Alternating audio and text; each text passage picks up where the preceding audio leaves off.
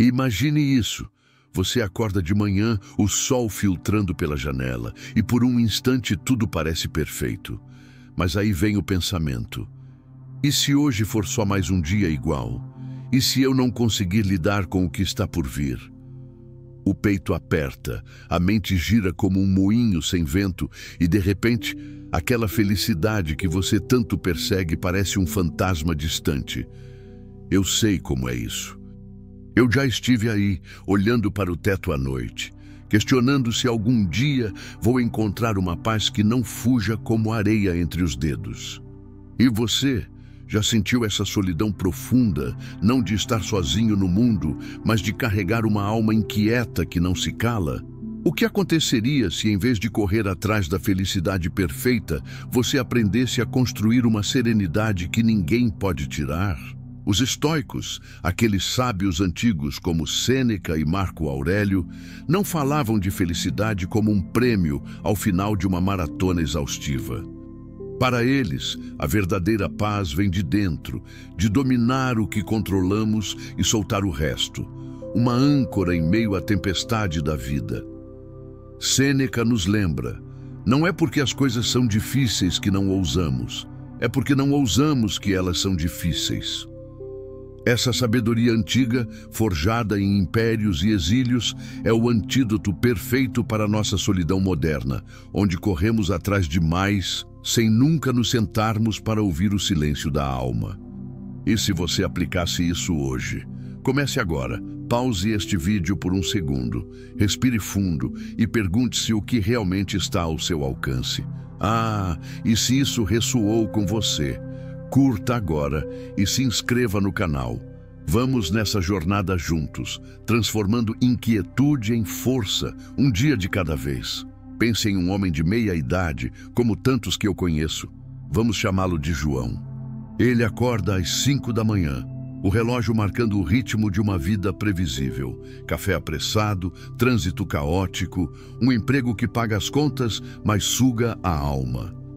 No almoço, enquanto come um sanduíche solitário no escritório, sua mente vagueia para o passado. Por que eu não disse não àquela promoção que me roubou os fins de semana com a família? E se eu tivesse investido em algo diferente, teria mais agora? À noite, deitado ao lado da esposa que dorme, o futuro o assalta. E se os filhos saírem de casa e eu ficar sozinho? E se a saúde falhar e eu virar um fardo? Essa é a solidão da alma inquieta. Não é a ausência de pessoas, mas o barulho incessante de preocupações que nos isolam de nós mesmos. Para o público mais velho, como você que talvez já tenha visto casamentos se desfazerem ou carreiras evaporarem, isso não é abstração. É o arrependimento que corrói devagar. A ansiedade que transforma noites em campos de batalha. Eu me lembro de um amigo, aos 60 anos, confessando que passou décadas perseguindo sucesso, sem notar que o preço era uma alma exausta, vazia de paz. É universal, não é? Esse ciclo de ruminação que nos deixa mais sozinhos do que nunca. Marco Aurélio, imperador e estoico, escreveu em suas Meditações: você tem poder sobre sua mente, não sobre eventos externos.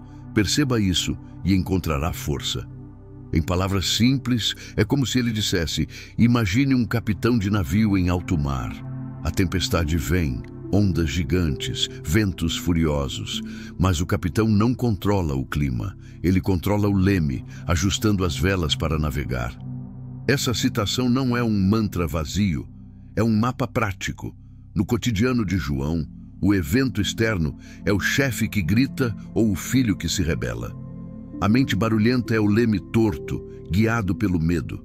Marco nos convida a endireitá-lo. Foque no que é seu, sua reação, sua escolha de palavras. Eu uso isso como uma parábola do fazendeiro.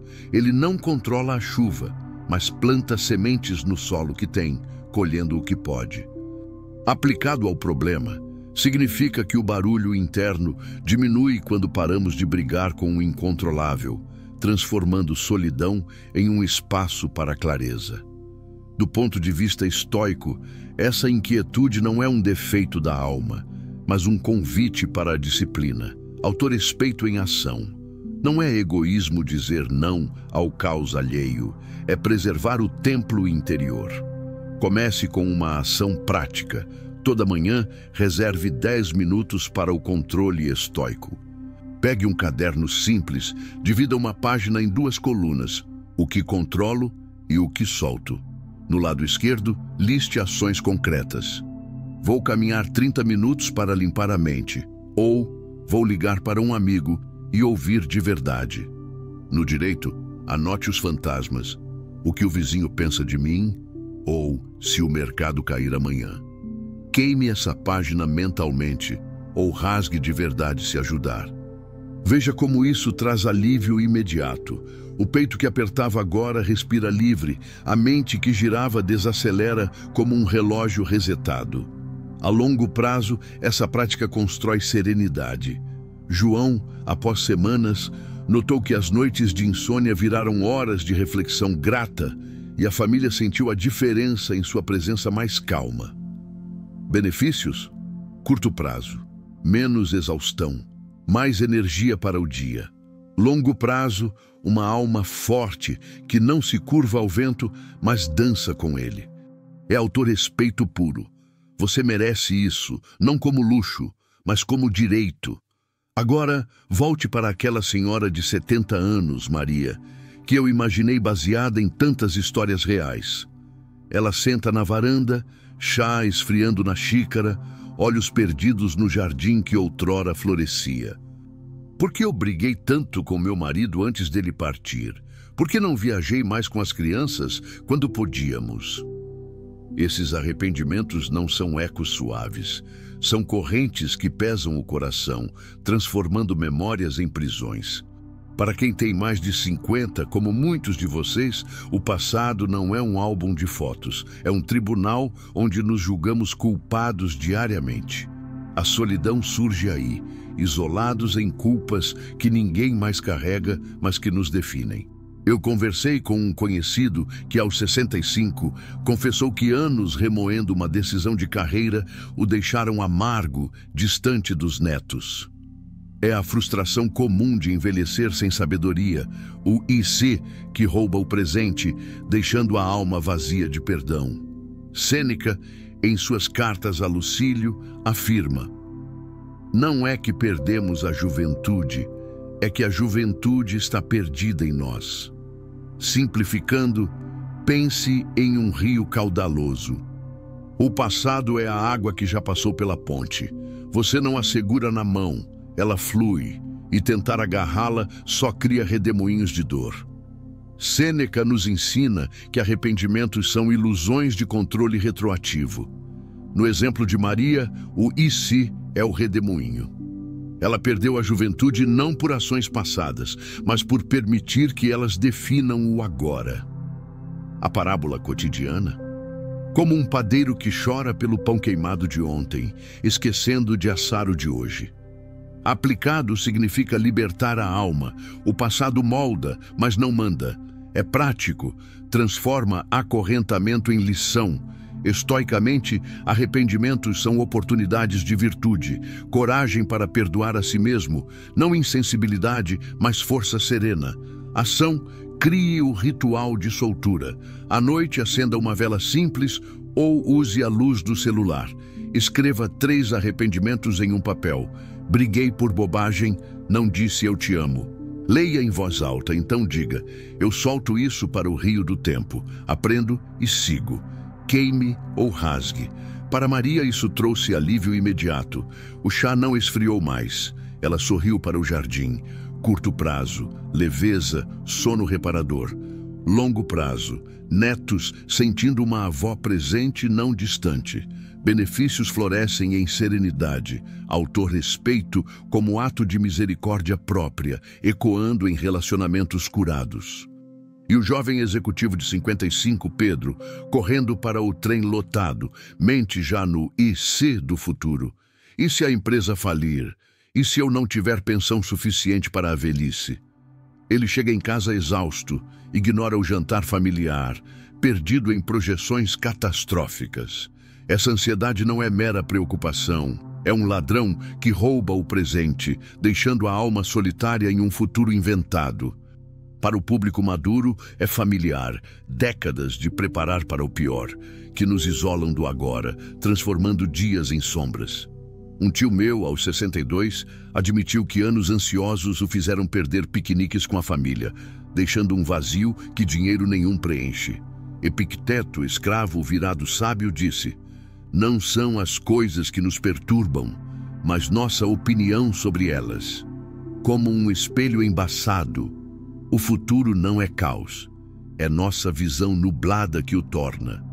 Parábola: o caçador que mira o cervo invisível, ignorando o banquete ao redor. Para Pedro, a opinião é o pavor infundado. Epicteto traduz: foque no hoje.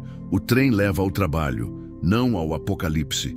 Prático: ansiedade dissolve quando questionamos o espelho. Estoicismo vê a ansiedade como ilusão de controle futuro. A resposta é presença virtuosa, ação, âncora diária. Ao acordar, liste 3 gratidões do agora: café quente, saúde para caminhar. Quando a ansiedade bater, pergunte: isso é fato ou medo? Respire 478, inspire 4, segure 7, expire 8. Para Pedro, alívio veio rápido. Jantares viraram risadas. Curto, calma imediata. Longo, legado de presença, serenidade profunda. Autorrespeito. Priorizar o hoje é honra à vida. Lembre de Ana, 58 anos, atendendo chamadas intermináveis de uma irmã ciumenta que drena sua energia. Você tem sorte, eu não. Ana cancela hobbies, fica exausta, sentindo-se sozinha mesmo em família. Relações tóxicas não sugam tempo, sugam a alma, criando solidão interna. Para maiores de 50 é comum laços do passado que viram âncoras pesadas, arrependimentos de não ter dito basta. Sêneca: associa-te a quem te melhora, senão afasta-te.